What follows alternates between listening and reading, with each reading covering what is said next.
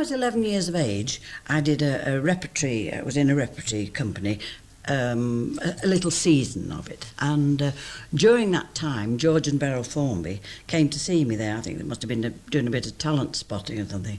And they booked me for this film, Boots, Boots. And, of course, my mother and I went down to London. It was a great thing in my life. We went down there and filmed at a tiny little studio. I think it was a garage originally, the Albany Studios or something. And we got down there and I was very excited. And I had a jolly good song and a dance. I'd had quite a lot of lessons from a lovely coloured dancer to make me better in this thing. And the day came when I had to do this shot. And we did a rehearsal of this song and this lovely dance, and we heard someone come in the door, and we had this booming voice say, "Oh, yes, either that kid goes or I do." And I thought, oh, what is it? Anyway, they said, "Well, I'm sorry, you'll just have to go." And of course, we went back to Manchester, and I cried all the way because I was so upset. I thought it was dreadful. Anyway, we didn't see them again for, years. I didn't see them again until I was about 18. I was making films in Ealing, and they were on the next lot to us. And George was there, and quite a friendly little chap. And Beryl used to come into our studio and say to me and my sister, "Are you going into the canteen at lunchtime?" Say, "Yes." "Keep your eye on George, because I've got to go into town. See that he doesn't have anything but an egg." This poor man would come in starving hungry. And he'd see her go through the gate. He'd say, "What did she say I've got to have? An egg." He said, "Oh, to hell with that, I'm going to have a hot pot or something, stew or something." And he'd have a great big meal, you see. She never really knew this.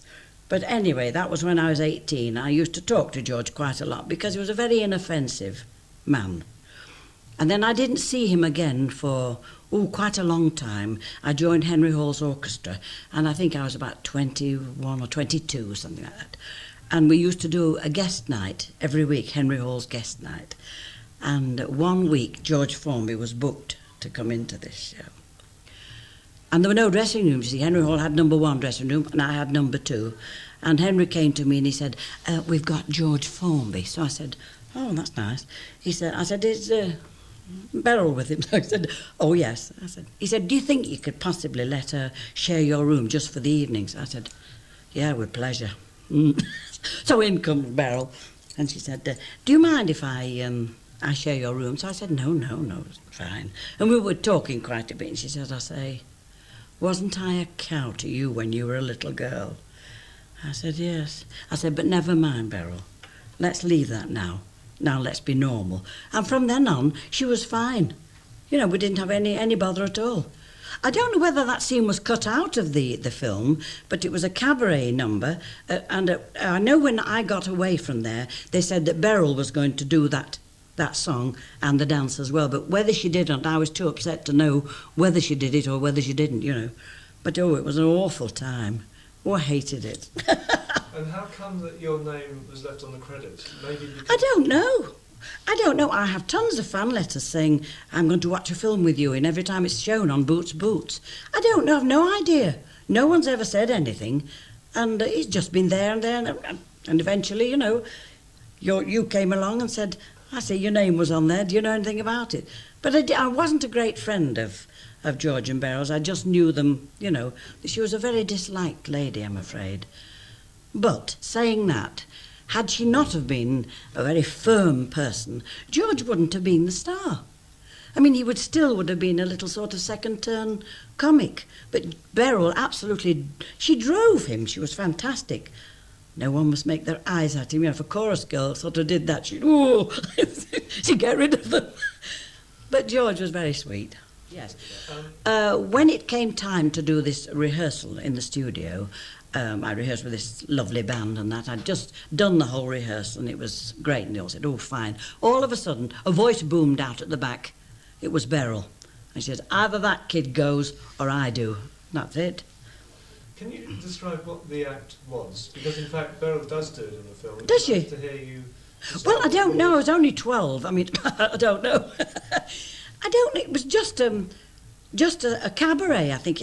I never saw the film, you see, so I think it was a cabaret, and the band was at the back of us, and I just came onto this cabaret floor and did this number, and then went into a lovely dance routine, and it was great, but that's the last time I saw it. I was too heartbroken to care.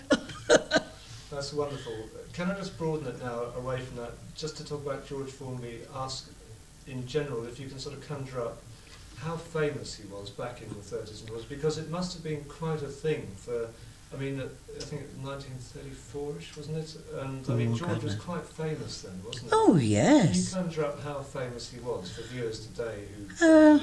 It's difficult to sort of say. He was very, very famous. I mean, wherever he went, he was the top of the bill. And, people used to go in droves to see him. I mean, he was a very, very funny person and a very fine ukulele player, which was marvellous, really. And his father was a performer before him, wasn't he? But he was very famous. I mean, he played all the number one theatres in the country, everything. And people used to say, we've got George Formby next week, and the theatres would be packed to the rafters. But this disappointment with your first film didn't stop you... Oh, no. Oh, it didn't stop me, no. Well, it didn't stop my mother. She was the one.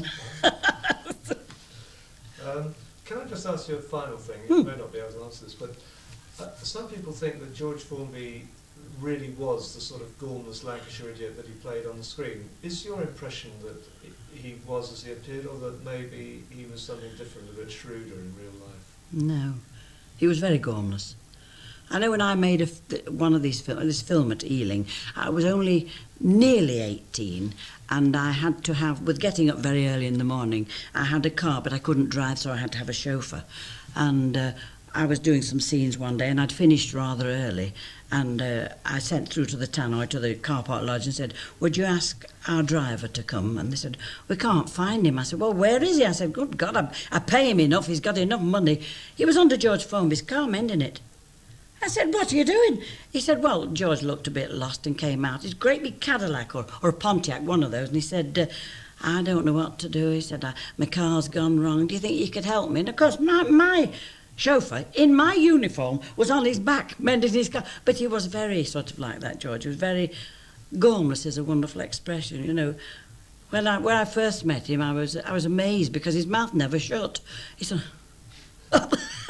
feel like I said, George, just clamp your jaw.